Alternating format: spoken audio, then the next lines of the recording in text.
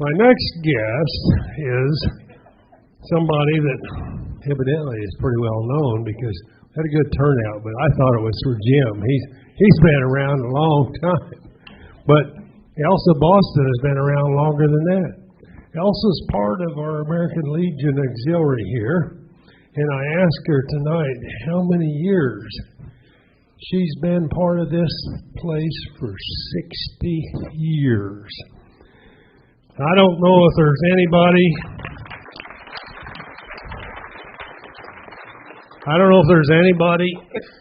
in McPherson that is more patriotic than Elsa Boston. And after you hear her story, you're going to understand why. Jim, I'm going to let you go sit in the audience, and I'm going to bring Elsa Boston up. Susie and I have known Elsa for a long time. She's a special person. And let me tell you this about Elsa. She's going to tell you what she thinks. And if you're not saying the Pledge of Allegiance correctly, or if you're not displaying the flag properly, she's going to let you know.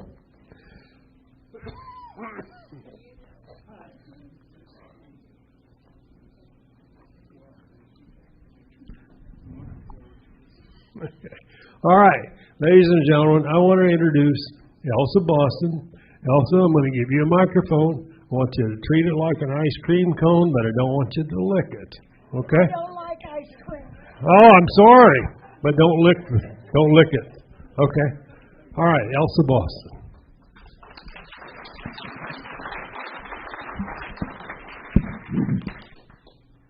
Yes, folks, I'm Elsa Boston, and I've got a story to tell. If there's a few tears, I don't care. I've shed many of them over the years. I should first say, World War II was over. But I am a World War II Russian concentration camp survivor. The war was over, but not for the Russians.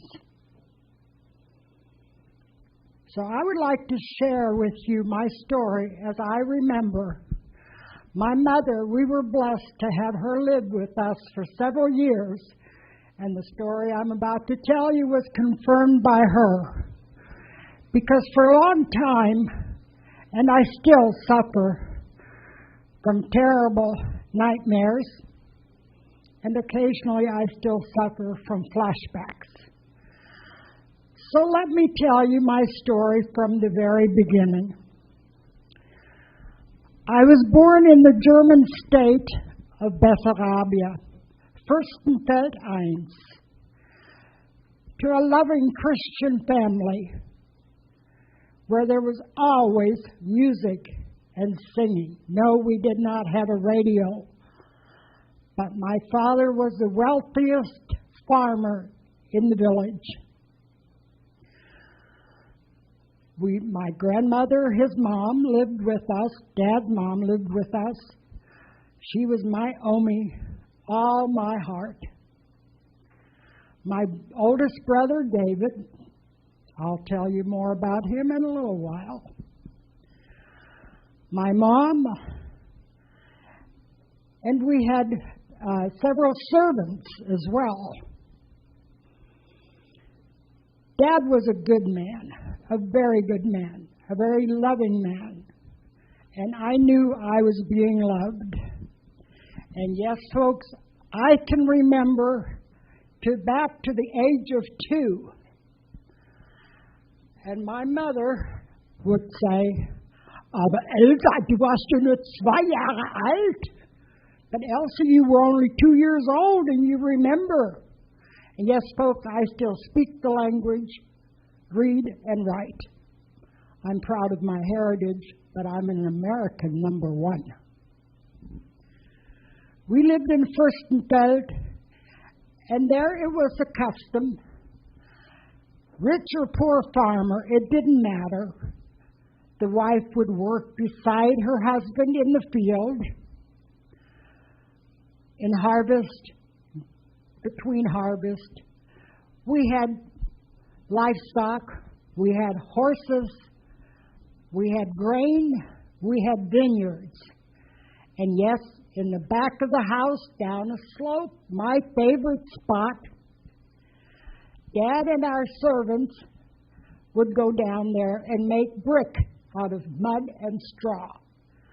And of course, Elsa, being the kid, loved to play in the mud. David, he was Daddy's shadow. I loved my brother dearly because there was a lot of love in that house. No, we didn't have a radio, but we did have singing. Our home was filled with music all the time. I was born on March 3rd, 1938. So I'm 85 years old, going on 18. We'll explain that too. I was not expected to live. And my dear Omi, she was a midwife. She delivered me. Not being expected to live, my grandfather, Mom's dad, Opashek, he was a lay pastor in our church. He was summoned immediately, and he baptized me. And by God's grace, I survived all these years because God has a plan for me, like for you too. It was a happy home, and I was a very inquisitive child, even at age 2. Apparently, I was a good speaker because I always asked questions. Why? Why not? Why? But, the folks would give me a satisfactory answer on this and on that, but a lot of times the parents didn't give me a satisfactory answer. At our home, we had the main house. We had 3 little outside buildings.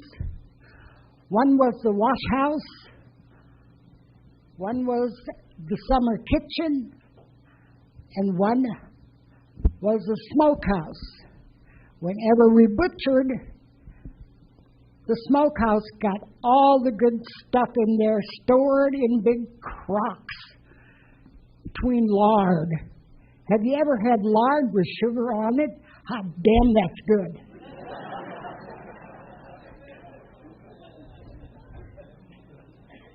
And I love to eat, as you can see. Anyway, it was wonderful. We were singing all the time. Our servants were treated like family, and they always ate with us. My Omi taught me my very first prayer, and she'd take my hands and put them together like this, and she said, "Now, Elsa, you say this just like Grandma does. Abba, lieber Vater, Amen. Abba, lieber, Abba, dear Father, Amen." My first Christian teaching by my Omi. I loved that woman dearly. This went on for a while. David was Dad's shadow, always going with him into the fields, and wherever he went, there was Brother David with him. My dad also belonged to a singing group in the village, which still exists in some parts of Germany in small villages. They would go down through town. Once a week, they would sing folk songs and hymns, and it was so much fun for them. And then Dad would come home, and he made sure we had our nightly prayer before we went to bed. All these memories have been confirmed by my mom, so I know they're right. God took her home in 1997, so we were very blessed to have her live with us. After a while, the singing stopped, and I couldn't figure out why no more singing. Once in a while, Omi would sing a song to me, or she let me sing with her if I knew the song, and I knew a lot of them. And I finally had enough. And that inquisitive child in me asked, "What is going on? We're not singing anymore. There's no music." Well, they finally told me, they said, "Elsa, we have to move, but we don't know where." Well, I understood, but I didn't understand, and I didn't like it. My little life, my little world was interrupted, and I didn't like it. Well, it was on September the 1st, 1939, of course, when Hitler took possession of Poland. And in this time, while I was my little mad girl, they told me we had to move. Mom told me later that Hitler and the Russians had made a deal. The Russians wanted the German state of Bessarabia, and after much political crap, they got Bessarabia on one condition: that Hitler could take out all of the men in Bessarabia, families that have men that were old enough to go into the German army. Well, they agreed. So the Russians came into Bessarabia, and Hitler took us out and put us on a ship and sent us to Linz, Austria. My sister Elfrida was born in Linz, Austria, and my beloved Omi died there. That was hard. My dear beloved Omi. But God took her to heaven. I don't know how long we were there. Dad being a farmer, he knew what the farm meant, what it meant to be a farmer. So Hitler came in and relocated us to Poland, near Krakow. They have a song about Krakow, Krakow, 1, 2, 3, deine Füße sind nicht frei. Kind of a dance, folk dance. Anyway, we went and got relocated on the farm. What the Hitler had done is take the people, the owners of that farm, out and put us on the farm. And our friends, the folks that lived there, the owners, had to become our servant. Dad didn't like that, but you don't argue with Hitler. God, yes, I've seen him. So we did this. They became our servants, but when there weren't any German soldiers around, they were our friends. We loved them. We shared our meals with them. We worked together with them. Trudy was our nanny.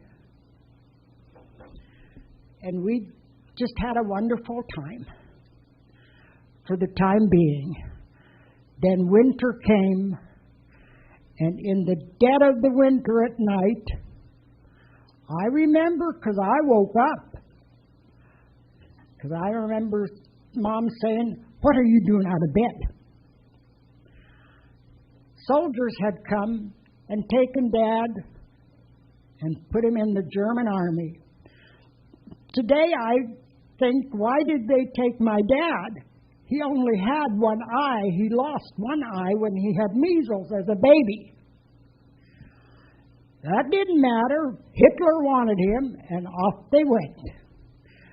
David, my brother, who was 5 years older than I was put into a prep school. I guess military school here they call it. I don't know. I'm just assuming that. But he went into prep school.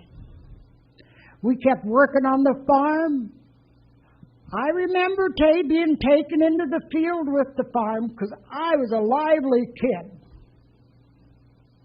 I ran all over, boy, you couldn't keep me down. So when they went into the fields and took me, they would dig a hole, put me in it, and covered me with dirt to my waist so I wouldn't get away and they could get their work done. And when they got back, they woke Elsa up and she was mud from head to toe. She ate a lot of mud. My innards were either clean or cleaner. We did that for quite a while. And then, bad news again. We did not have a radio. Our neighbors did. Then in the middle of the winter, no dad in the house, just Mom who was strong. We had a little brother by then already named Rick, and she was pregnant with brother Wally. In the middle of the night, our neighbors came running that we needed to get out because the Russians had just invaded Poland again.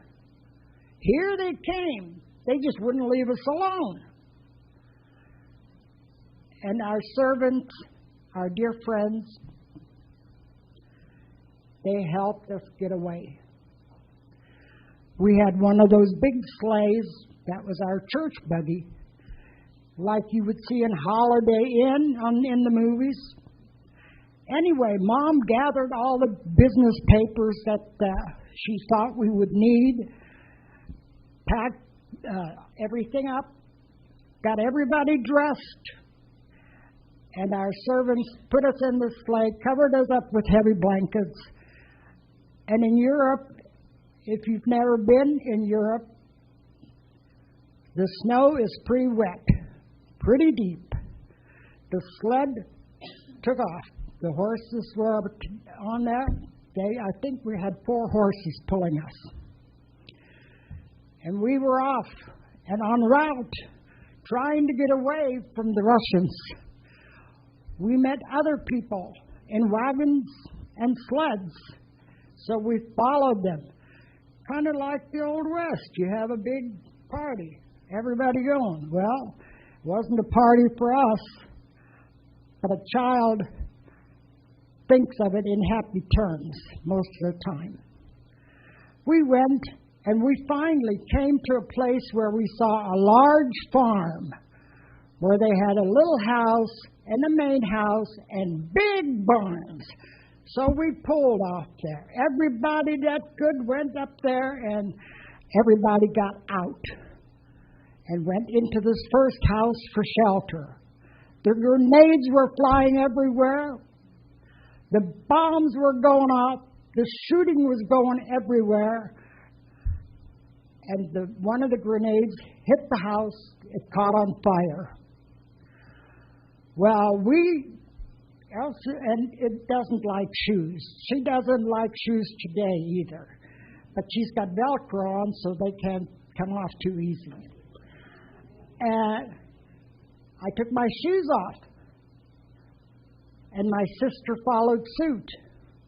But we all had to hurry, and everybody was crawling through the window trying to get to the main house for safety. We ran across, and as we were running, gunfire was going everywhere. People were flying, falling down, dropping. It was horrible, and we were screaming. I was holding on. David was holding on to my sister, and he was shot. He was wounded, and he fell down. But Mom said, "Come on, come, run." So we went with her and followed her into the big house, and we sat under the table in the kitchen, huddling with Mom. When the shooting finally stopped, soldier came up to Mom, to everybody, and asked, "Who is that boy out there that's crying, that's wounded?" Mom said, "That's my son."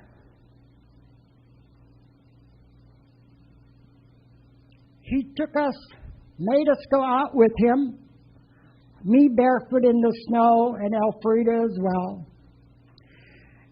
Is that your son? I can still see it like it was in a movie. And Mom said, that's my son. And David cried out, Mama, help me. Mama, help me. And at that time, the soldier pulled out his gun, fired, and killed my brother. My beloved brother David, who I treasured, who took me to the woods in Poland to look at wild animals and pick mushrooms. He's dead. Mom could speak a little Russian. Of course, she let the guys know what she thought, and wham, she was beaten right there. A pregnant woman.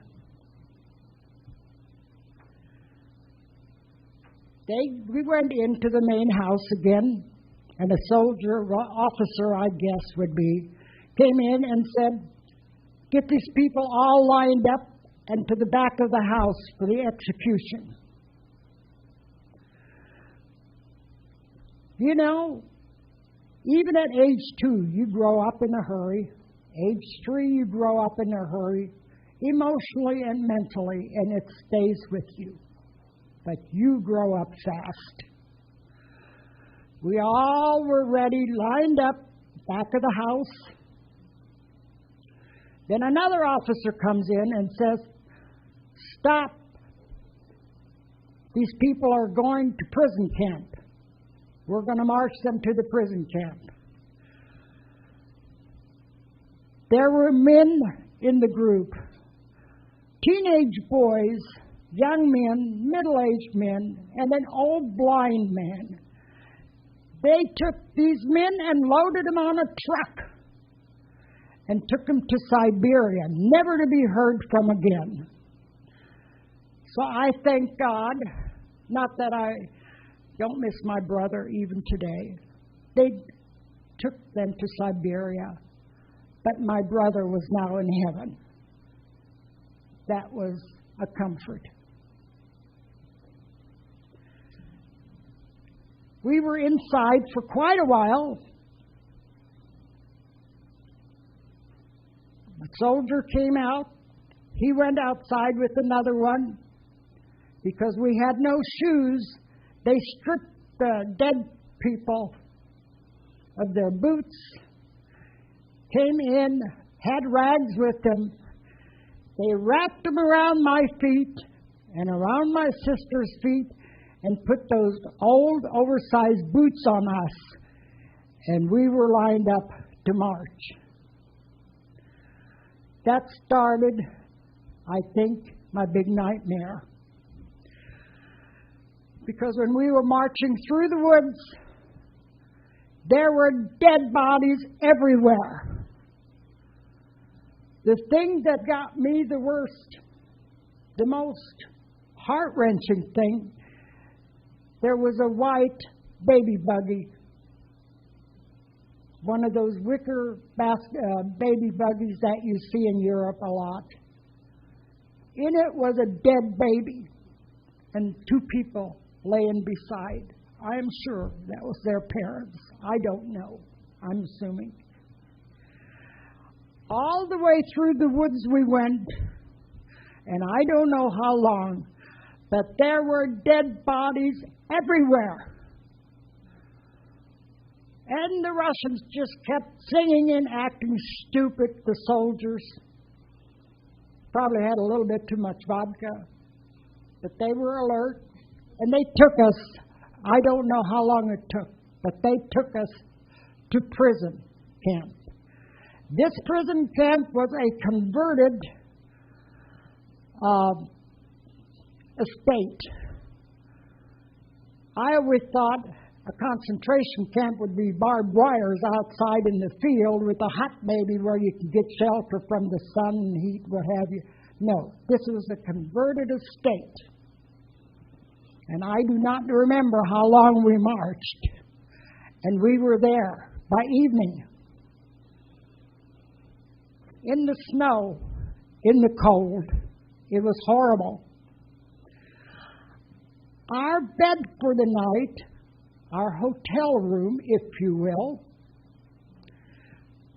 was a cow barn, a cow stall filled with dirty straw, full of pee and cow poop. That's where we slept that night. We huddled in the straw next to Mom, and she grabbed us, and she kept whispering all the time, "We'll be fine. God will take care of us." I had a loving Christian family. And we believed her. And we fell asleep. The next morning, soldiers came in yelling, "Get up, get out." We woke up, we got up, and two of the soldiers there in the compound came with buckets of water and washed us off. Have you ever been drowned in water in the middle of the winter? It was frickin' cold. And it was wet. Then they marched us to a room where they issued us new clothes and new shoes. Well, they were clean, and they didn't smell like cow pee, so that was a good thing. They found out because Mom replied in Russian sometimes, and they found out she could speak Russian. So they took us to our room, which was about a 9 by 12 room on the second floor. It had 2 beds, single beds in it. Our mattresses were gunny sacks filled with straw. It had a table, it had a dresser with a drawer in it, and it had 2 bowls in it on the table and 2 spoons. That was our home for 2+ years. Then this guy said to Mom, and of course we were crying, we kids were crying. I wasn't crying as much as my siblings were. And he told her, he said, "You're coming with me. The woman next door is going to watch your kids. You're coming with me." Of course, she looked around and like that. They took her to the office where she had to serve as an interpreter. She spoke Russian, but not that much, but enough to help with the translation. And she was made to work in the kitchen as well. We were hungry. We had no food. Pretty soon some character came up, had a bunch of French bread, gave us a big chunk of French bread. We grabbed it like you wouldn't believe, and we ate it before he took Mom down. I never met the lady next door that day. They just told us what was going to happen. But we were hungry. Mom was working in the kitchen. We were still hungry. We had nothing to eat. And this lady, she came the next morning, and when they took Mom again, they didn't ask or knock on the door. Their manners were atrocious. They just came and took Mom by the arm and, "Come on, go down." And she went with them, big as a barn, being pregnant. And this lady took care of us. There was a man in the kitchen we called Ente, which means duck in English, which is duck in English. And he liked Mom. He thought she did a good job in the kitchen. So once in a while, he would bring some bread and milk for us. Had he gotten caught that he was sneaking food, well, he'd have been history too. Our staple diet there was pumpkin soup. Ladies, if you want to go on a diet, have my pumpkin soup. The Russian way. And I have found out since that this is a staple diet in Vietnam too. They boil the pumpkin, mash it, and put it on a plate, and that's your dinner. No seasoning, no nothing. I told my great-granddaughter once, I said, Aspen, if you want to try some experiment, have pumpkin soup. I don't think she ever did.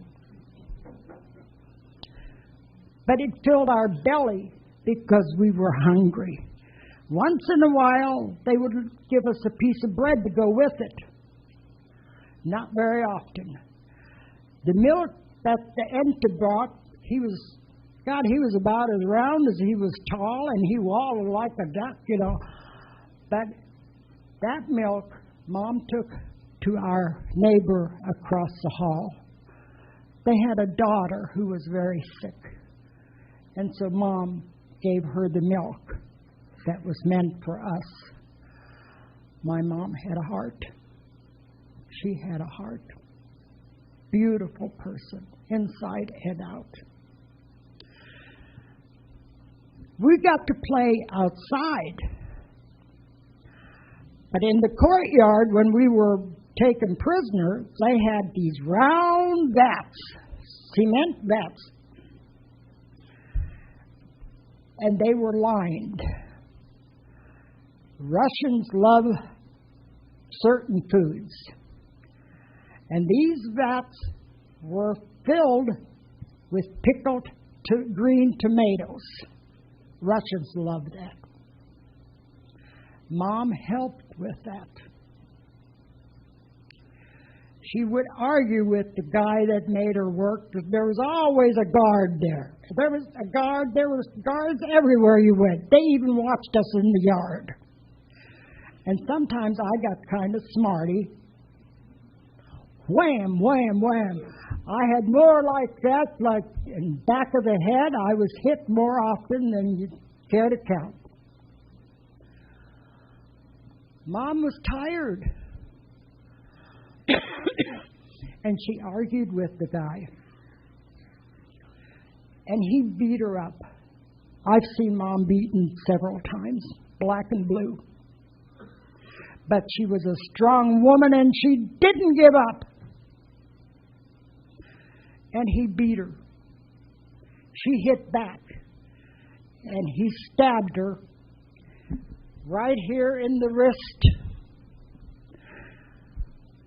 The scar she had until she died in 1997. But she didn't give up. She took care of us the best she could in a place like that. Before we'd go to bed at night, we were hungry. But she took us in her arms and said, "It's okay, kids. God will take care of us." And then she would recite the 23rd Psalm and the Lord's Prayer. In the 23rd Psalm, she would recite and personalize it. She'd hug me and she'd say, "The Lord is Elsa's shepherd," and go on down the list of kids. She had strong faith. Well, there came the time when she had my little brother, Wally. He was born in the concentration camp. And that dresser drawer was his bed. Straw in a gunny sack. Our neighbor next door that took care of us watched us while she had to go to work. She took one afternoon when Mom came home early and baptized Wally. That they had an iron skillet in their little room, which was smaller than ours, but it had a counter. A skillet, a saucepan, and that was it. I never saw any dishes, but I'm sure they had some. But it was small. And I think maybe that it might have been at one time been a maid's quarters, just the way I remember the way it's arranged. And I can still see the room. So that's how she came, and Mom and Rick and Elfrida and I, we watched my brother being baptized. The saucepan was his baptismal font.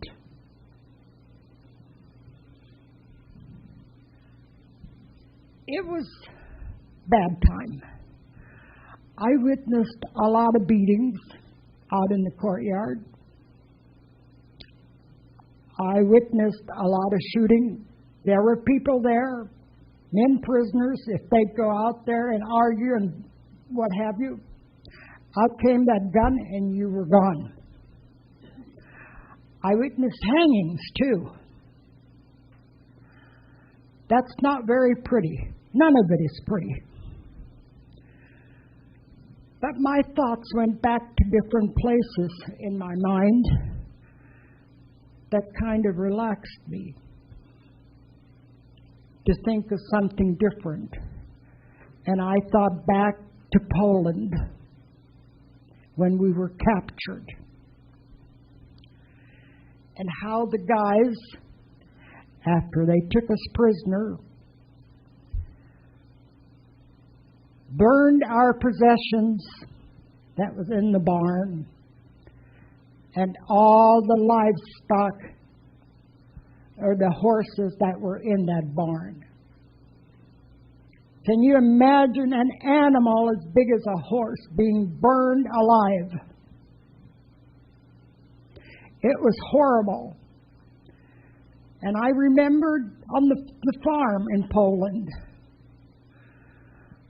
where Dad would let me hold when a little pig was born. They are so cute and soft and mushy, you could just love them. I saw that. But those horses being burned alive was absolute torture.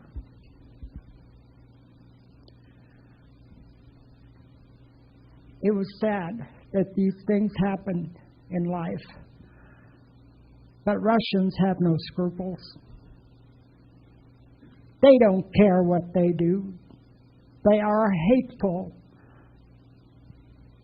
and greedy people. And I'm not saying the general public. I'm saying the big daddies. They want it all. And they get it any which way they could. And mostly by murder. There was nothing good about them. I was old enough to go to school, and they had a class on the campus there, but they only taught Russian. Well, hell, I didn't want to learn Russian, but I had to go. Worst student I bet you they ever had. I didn't like it.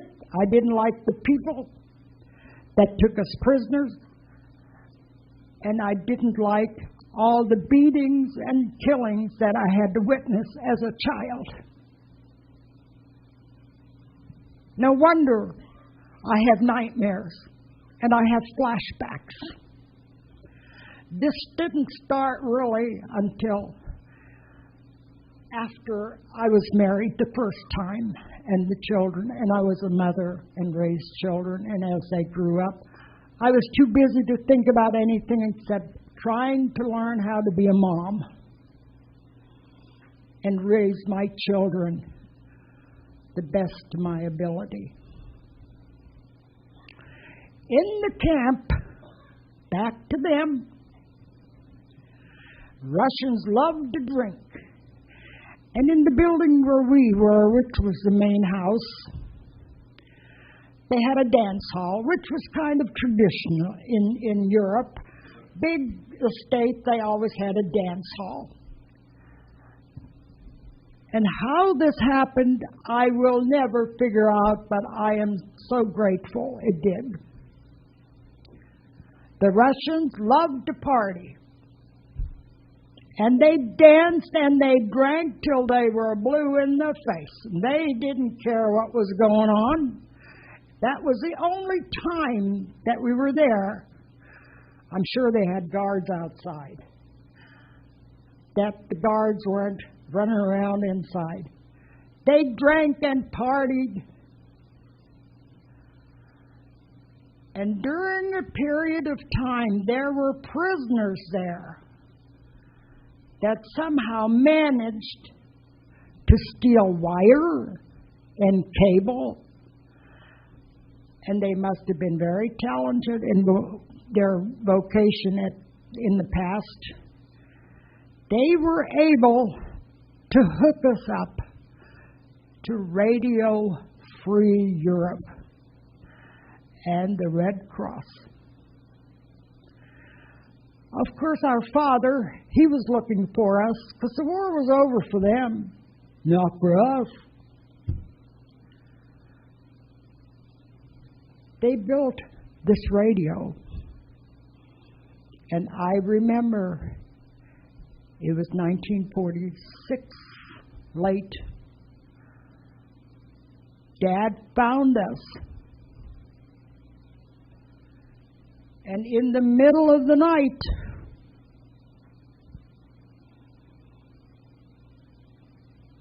but first I want to go back to this couple next door. He had to work in the fields. And this man, to my knowledge, was never caught. Wonderful person. He worked in the fields and he stole oats. Put it in his pockets, the seeds. And his wife, in that little skillet, roasted the oats and made coffee out of that. You become very inventive with a lot of things when you have to. But we were still hungry. I learned very quickly how to be sneaky. And I was a good climber. So late at night, I would climb down the pipe, which I'm assuming was a gas pipe. I would raid the trash cans. Partly rotten apples, moldy bread, potato peelings, anything to fill my belly, because I was hungry, and put the rest in my underpants, and I'd climb up the pipe again. But I was sneaky. I made sure I wasn't seen. That's what we ate between that chunk of French bread that we seldom got. And all the crappy pumpkin soup. It'd gag a maggot. Try it sometime. You'd be amazed. We ought to have a party. Pumpkin soup party. But that's what I did. I learned to be sneaky because I was going to be tough and strong like my mom. And she was strong. But whenever I'd speak up and get out of line with those guys, and believe me, I was vocal. I was slapped around a few times too. We were covered with lice and fleas.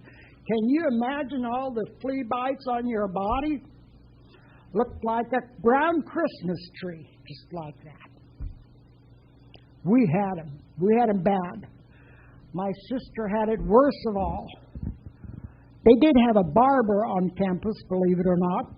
Once in a while, I suppose the soldiers get a haircut. Well, Mom found out when it was going to be, and she told me, she said, you take Elfrida and have them cut her hair real short, because her hair was so thick, Mom could not get a comb through it.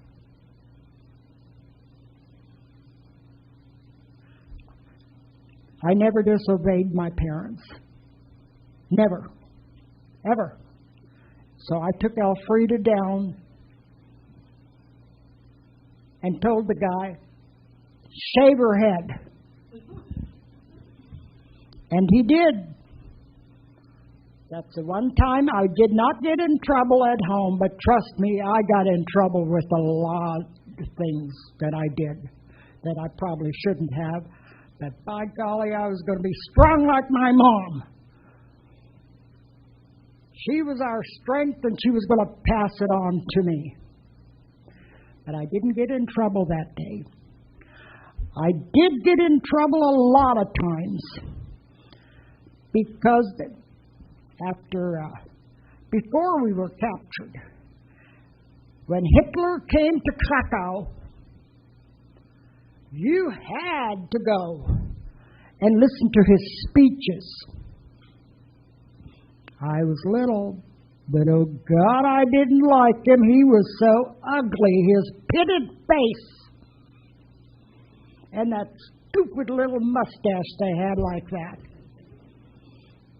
That was his law. All the men had to wear this frickin' little whatever it's called. But I tell you folks, you grow up in a hurry and you want to help and you want to do your part because you loved your family. And that's what Mom did.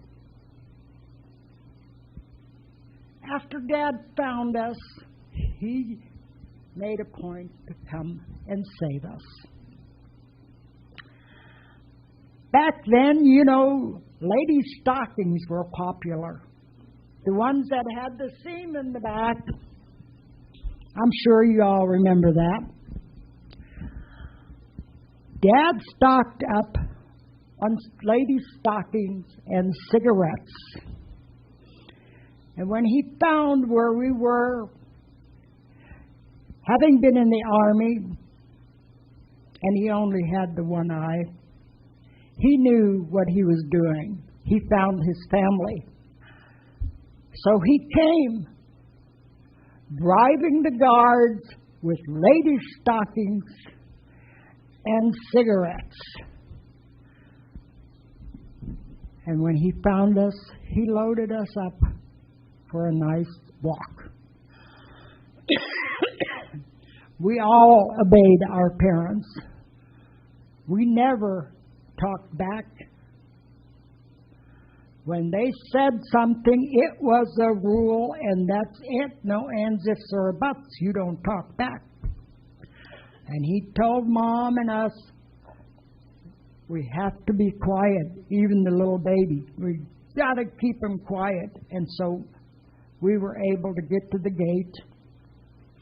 I remember Dad taking out the ladies' stockings that he'd rolled up in the package and cigarettes and handed it to them. And they let us through. There are some good Russians. We walked and we walked. We jumped on a train, one of those open things, whatever they call them, cattle things, till we got to a certain point and we got off. They were stopped and we got off. And then Dad said, you be still.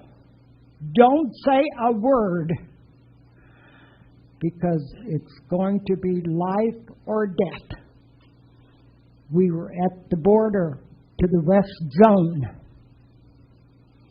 and they had Russian guards on the Russian side. I remember there was a little creek going across where they were guarding, and it was rolled barbed wire. Well, Dad said, "Be quiet. I'm going to talk to the guards." And God must have been with us that day, I know, because He told them we wanted to go to the West Zone. And He figured they'd probably just shoot us. He offered them ladies' stockings and more cigarettes. They felt sorry for us, believe it or not, and they understood our pain. So there are some good Russians, but it's war to them, and they follow orders. So they said, "We'll help you across the creek." So Dad gave them all of the rest of the stockings he had and all of the rest of the cigarettes he had. And we were across, but they warned us. They said, "It's almost time for the next guards to come. So keep your family quiet and go as far and deep into the woods as you possibly can, because they will shoot at anything that moves." We obeyed. We never said a word, not even a whisper. We walked deep into the woods till we came almost to the end, and we sat down and rested. And Dad said, "Amelia," her name was Emily. He called Amelia, "You keep the boys quiet. I'm taking Elsa and Elfrida with me. I'm going to find a farmer and have him come and get you later." It wasn't far away, and we found this farm. And you know what? I think they had done this picking up people at the border before. It seemed like they were ready waiting for us. The man and woman welcomed us. And he said, "You take these girls in, you wash them, you clean them up, and you feed them. I'm going to go get the rest of his family." And he did. She washed us. She put some stuff on our hair, I'm sure for the lice that we had, and rubbed something over here and there, probably from all the flea bites we had. Then she fed us oatmeal, milk, and bread. That's the first meal we had in over 2 years. We didn't even know how to brush our teeth. Mom would tell us, "Just take your wet finger and just rub real hard." But we had a meal. Elfrida and I, we were so happy. We ate a lot of oatmeal and bread and milk that morning. And when the man came back, she took care of the men too, and Mom. What a blessing. Dad had lived in Hamfelde, which was close by, working on a farm after the war.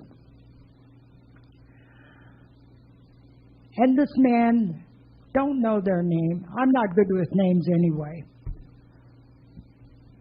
He knew where Hamfelde was. And he took us over to Hamfelde. Mr. Ludas was the owner of the farm. He welcomed us, and Dad had made provisions for us for living quarters.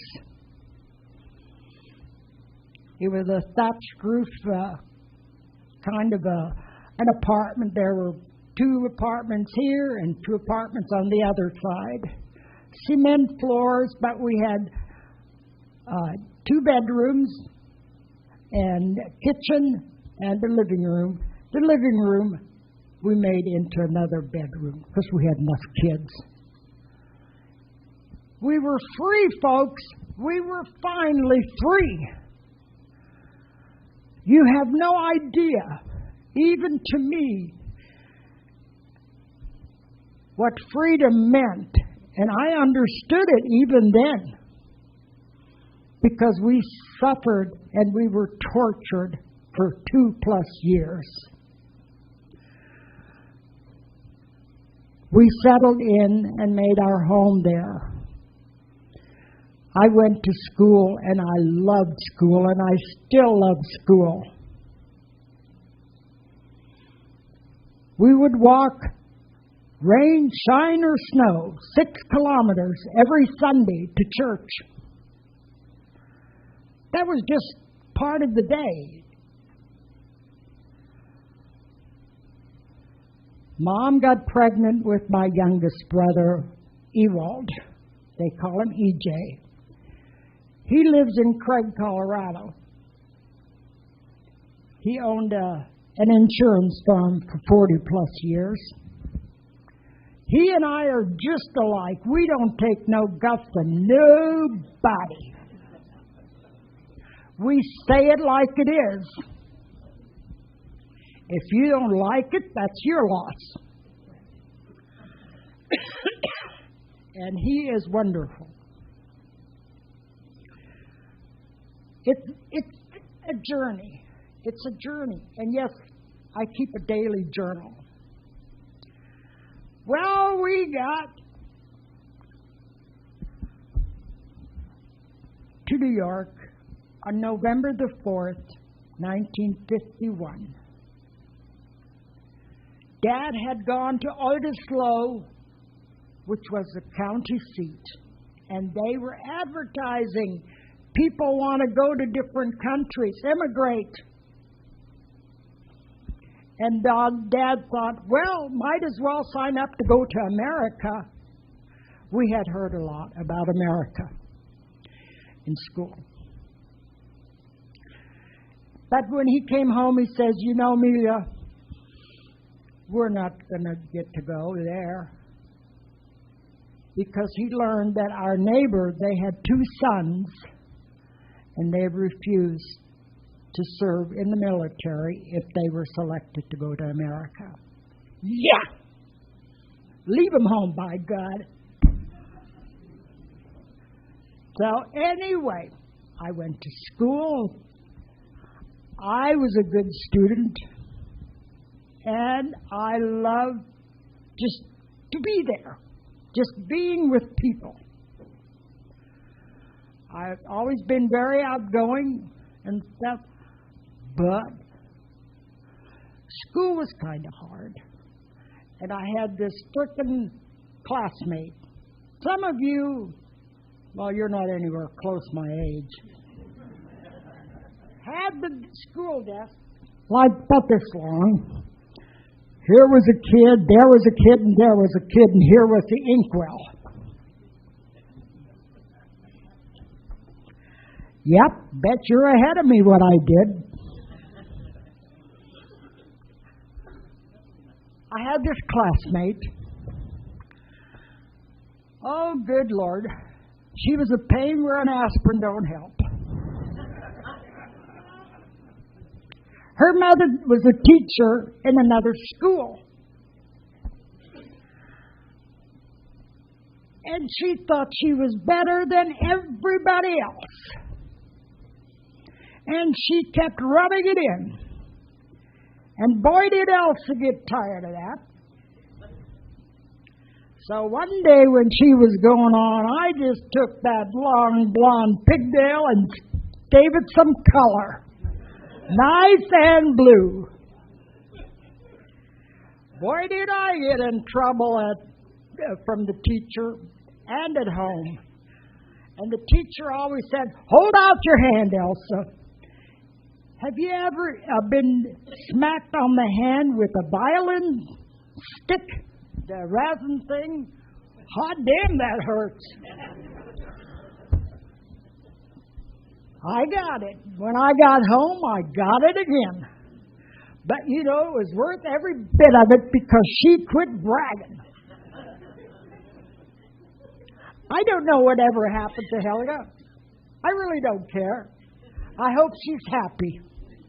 because I felt good. I finally had my day in court. Toast to Elsa. Anyway, Dad found out that our neighbor did not get to go to America because the boys wouldn't volunteer to serve in the military. During a period of time in school, the students were excused for 2 days during sugar beet harvest and potato harvest. For 2 days, and we all had to go and help in the fields, which was okay because my heart has always been farmer. My little Ford tractor. Anyway, Dad had applied, and I got real sick for a period of time. I just would not get well. I just kept getting sicker and sicker and sicker. And so Mom finally took me to Tretau, which was the town where we went to church. And she took me to the doctor. His name was Dr. Laborfinger. Just exactly that. He was a young doctor, but he was cute, too. I wasn't that dumb. And he noticed I had a big boil in my arm here. He cut it out, and I still have you can still see part of the scar here. Then he had a talk with my mother. And he said Elsa is suffering from extreme malnutrition. Why wouldn't I be? Heck, I had no food in the concentration camp. Pumpkin soup didn't cut it. And I would like to send her for a holum, for rehab, to a children's home. She went home and told Dad, and they talked, and they agreed Elsa should go if this will help. I don't know how many weeks I was gone. So I keep thinking 3, but don't hold me to that. And when I finally got my strength back, and got to go home, the first thing Mom and Dad told me, Elsa, we had notice from the government that they had found David, and they gave him a Christian burial.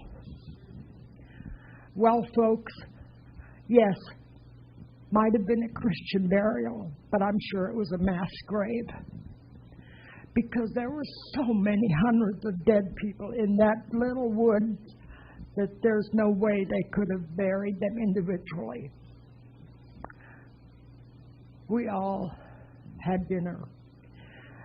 Dad prayed for my good health, thanking God, and thank God for David that we know he's in heaven. We all cried. Then came the good news. Dad got word that we've been accepted to go to America. Yay! We had heard so many good things about America. The only thing that I found out was not true is America, everybody is so rich. They don't even have to do dishes. They eat and then throw the dishes away and buy new ones.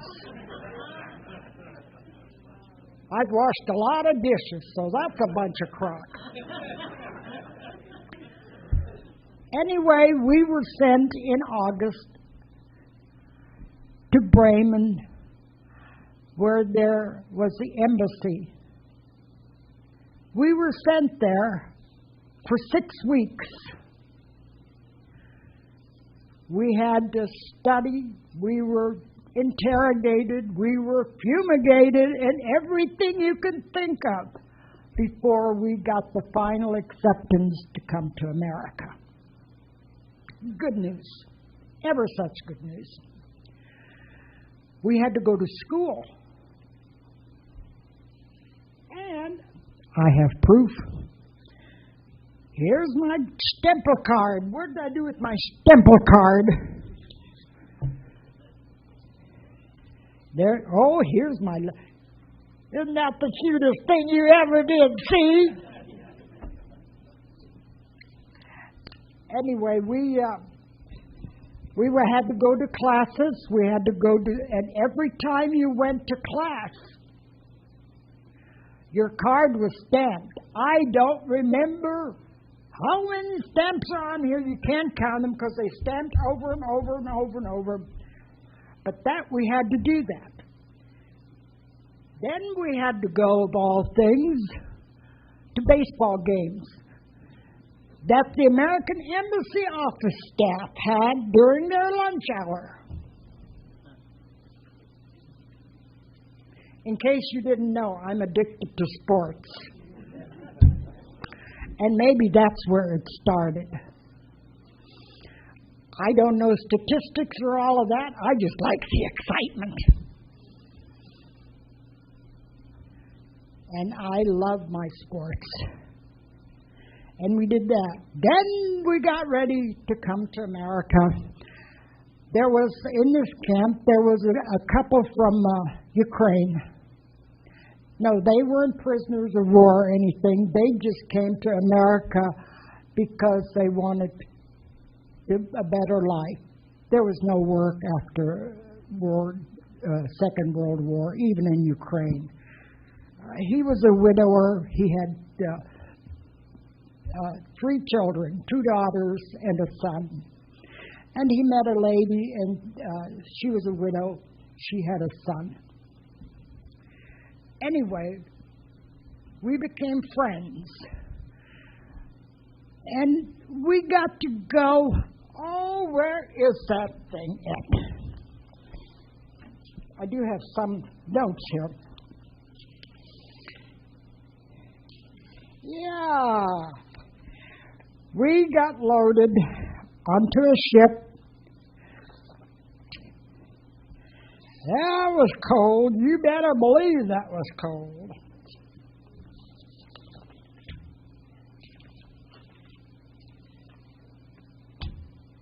Oh, yeah.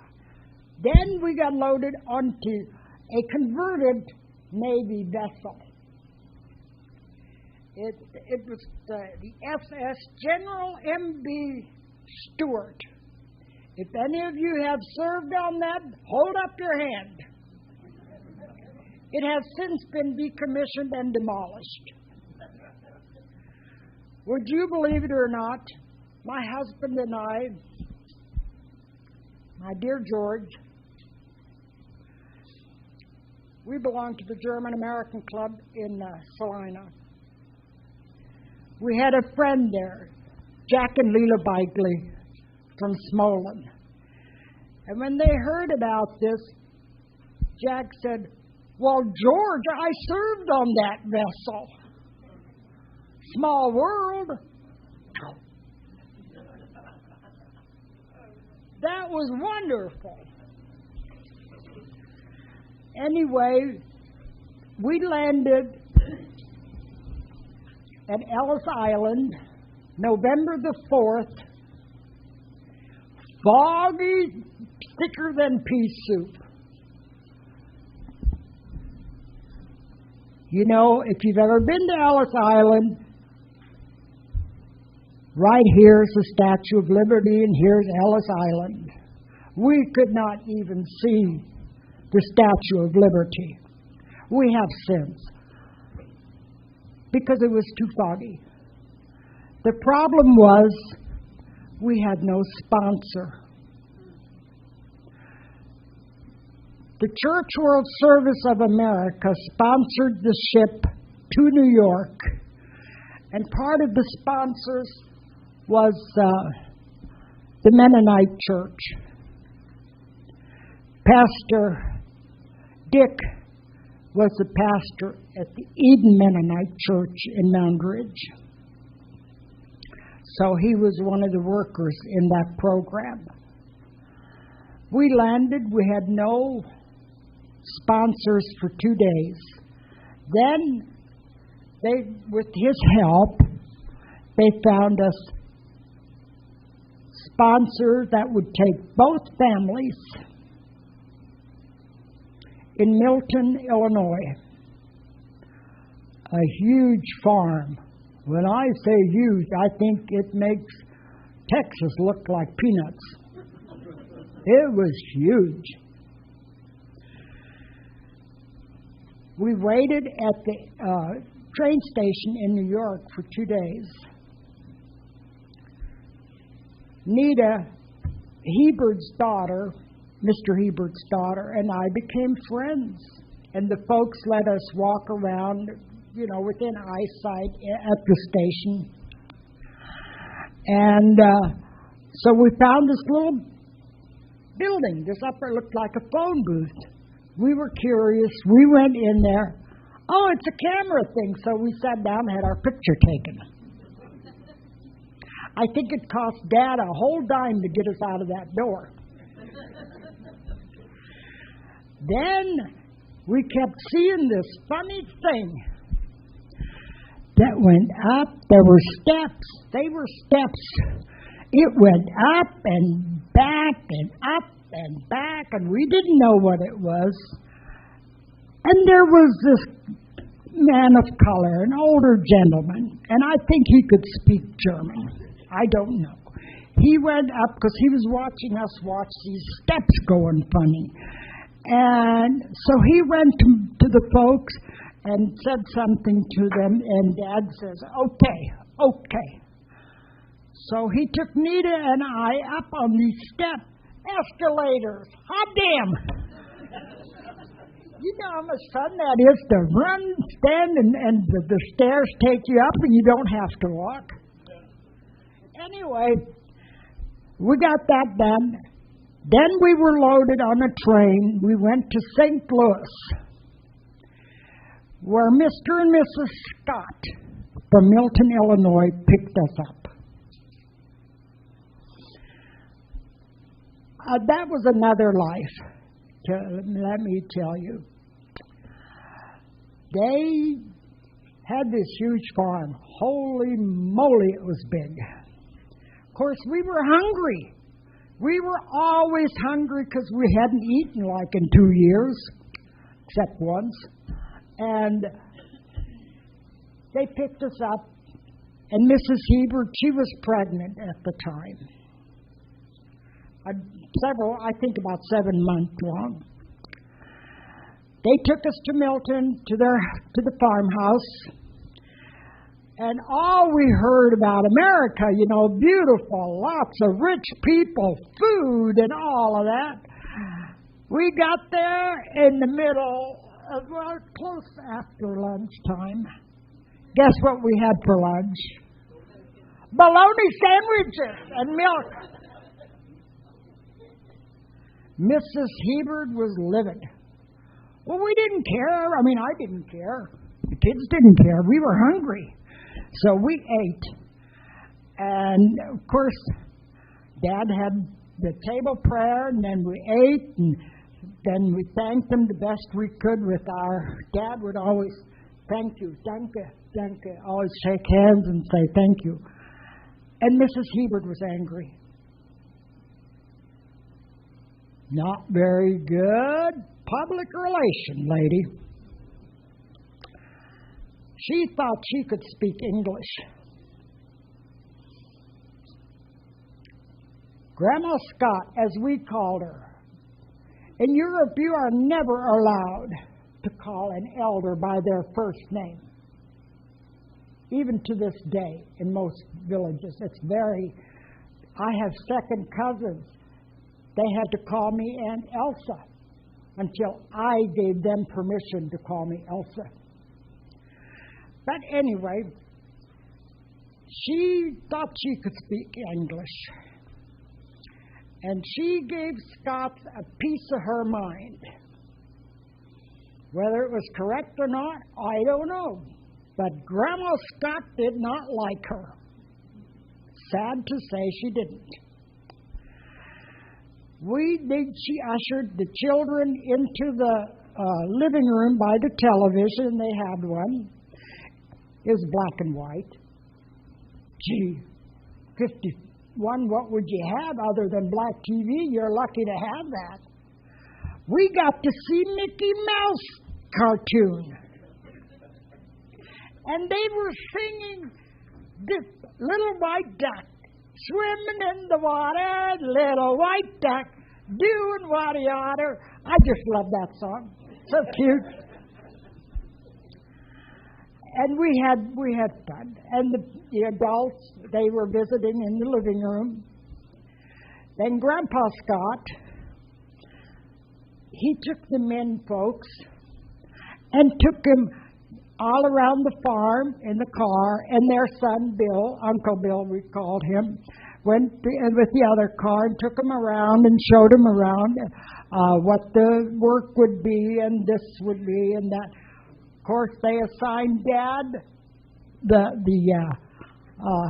dairy barn. Dad was in heaven. So was I. Because I loved milking cows. You know, and I don't like milk. But when you get that udder up and I did that good stuff. Yeah. That's the only time I like it. And I like buttermilk. Anyway, he took them around and showed them around what their job would be. And then we stayed overnight in the main house. It was big. The next day, the men were taken to their places where they were, what they were going to do and be in charge of and stuff like that. And Dad was very happy. And they took us to our new home. Hebert's got a 2-story house, an old house. We didn't get to go in there, but we went into ours, which was about a half a mile that away. And it was a little 3-bedroom house, probably built in the 1890s, really. It had the 3 bedrooms, all hardwood floor, with rats running everywhere. But our kitchen had a pump on the countertop by the sink, you know. I think you've probably seen that in old movies. Cool. And we had an outhouse with catalog pages for toilet paper. Well, it's not Charmin, but it'll do the job. So we did that. Mom killed a lot of rats, and she made it a decent living place. Grandma Scott gave us, these were our provisions. And I should tell you right now, that was a horrible experience there. She gave us a bag of flour, a container of lard, and some syrup. So we had a lot of pancakes. Other food, well, there were dishes and stuff in the house, but nothing. And Hebert's the same. And Mrs. Hebert, she got angry all the time. They enrolled us in school, and I was put in the 7th grade. Mr. Seeds, God, I loved that man. I always looked at his shoes, and you know what he was wearing. Always had black wingtip shoes. That must have been the thing in the 50s. Cool. Very nice. I got along very well with my fellow students. Problem was, we had airplanes flying overhead a lot. I was terrified of airplanes. Every time a plane would fly over, I would hide under my seat. And the kids would laugh and laugh. And then Mr. Seeds explained to them about me, what was my life and stuff. You know, those were the best kids after that. They couldn't do enough for me. They brought me treats from home. They fought over who was going to sit by me at lunchtime, and it was a wonderful experience. I don't know about the other ones. My brother Wally was in school, and I don't remember what grade he was in, but I know a teacher came by one day and talked to Mr. Seeds, and she took me with her. Wally had messed his pants, and I had to go take him to the bathroom and clean him up. He remembers that yet. He still remembers that. Yeah, he does. And don't you tease him about that, Gaylord. But he remembers that. At Christmas time, we had the best bus driver. He took us all to school, and on the way home, he gave everybody a box of chocolate-covered cherries. How nice. Then we had to go to church with the Scots, the Christian church in Milton, Illinois. I did not like that at all because they made us get up in the front of the congregation, and we had to sing German hymns, Christmas hymns. I just felt like a freak standing out there and looking at all those people. But they appreciated that, I'm sure. And they presented us with bags of candies and fruit and stuff. Then, you want me to quit? Anyway, what we found out later, that Scots did not, they treated us like crap. They surely did. So un-American. And they did not provide a good salary. My dad was lucky if he got $25 a week. My aunt and uncle from Canada came down to visit us. Pastor Dick came to visit Heberts and us. And Mrs. Hebert said, by then she'd had a daughter. Her name is Lily. And she thought if she would name Lily after Mrs. Scott would like her. That didn't happen. And some of you might know her. It's Lily Headland from Headland Electric. She's a sweetheart. She is a real sweetheart. But anyway, it was a mess. They just wanted slave labor. That's all there was to it. And I figured that out pretty darn quick. You know, you learn things so fast. We lived there, and Pastor Dick finally found a place for Heberts in Mound Ridge, Kansas. I don't know what work they found for him, and Dad told him, because the folks our parents were treated very badly. I mean, badly. And Dad told him, if you have any chance to find us anything, you come and get us. We'll come. It was a long time, but they found us something in Mound Ridge, Kansas, on a farm, of course. Elmer and Marvin Gehring, if any of you know them, they were such a blessing, so wonderful. And they knew Dad would not be able to support a family on farm income.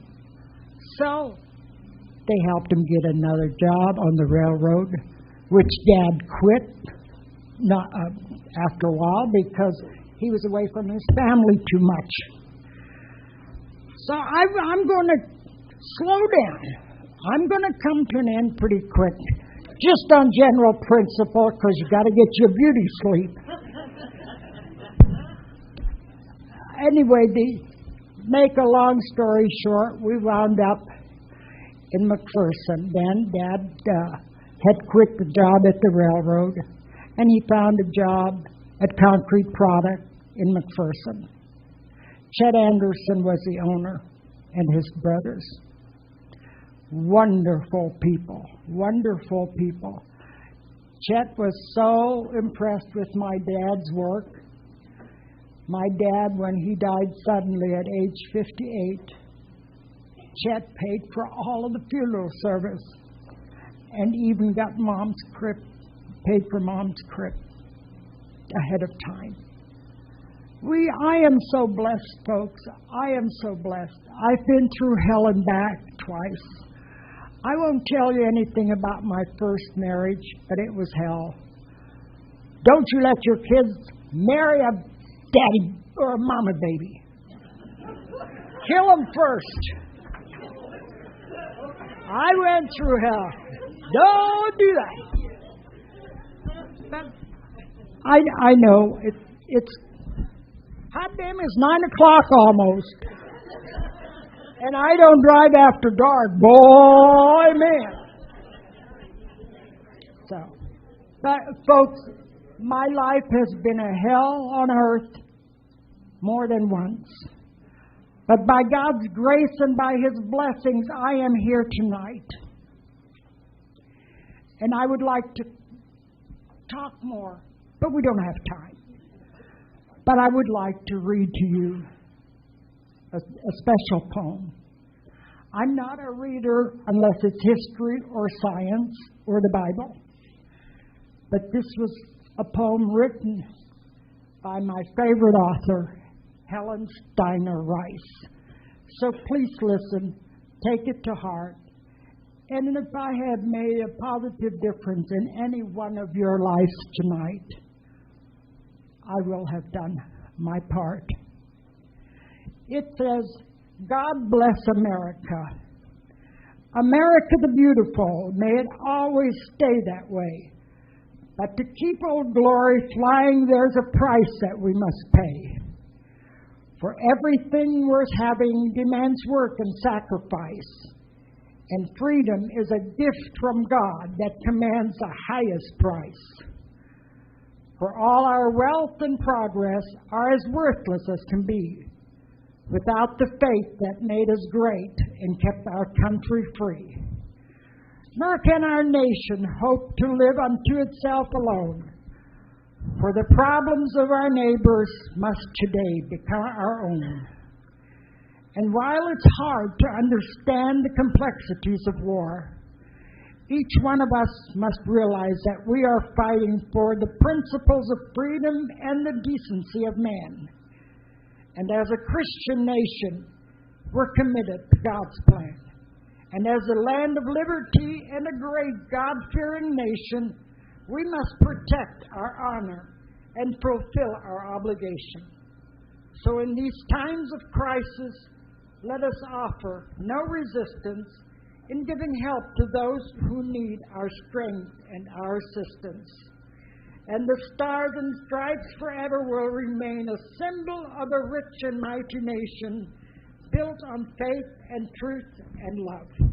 Helen Steiner Rice. I would like to tell you just one little thing.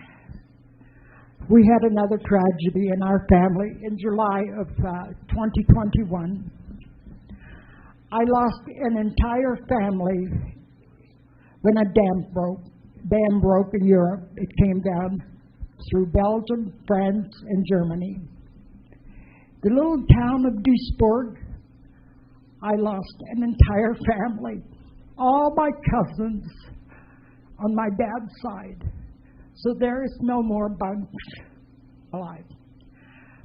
But I'm thankful that God took them quickly. It's just something that seems to, God has a plan for me. What I do with that plan is up to me. Between birth and death is what we do.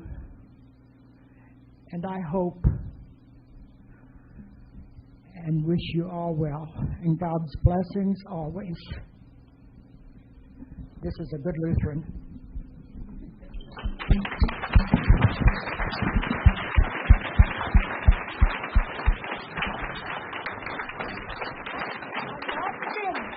They're not standing because they want to leave. That's a standing ovation.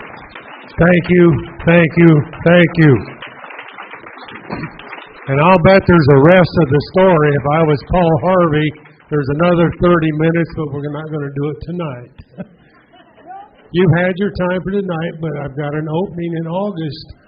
I'll give you 30 minutes, but no more. Okay. There's bound to be some people that have questions that want to talk to you. Would you stick around a little bit, and maybe one of us can get you driven home if it's getting dark. Give her one more round of applause for Elsa Boston.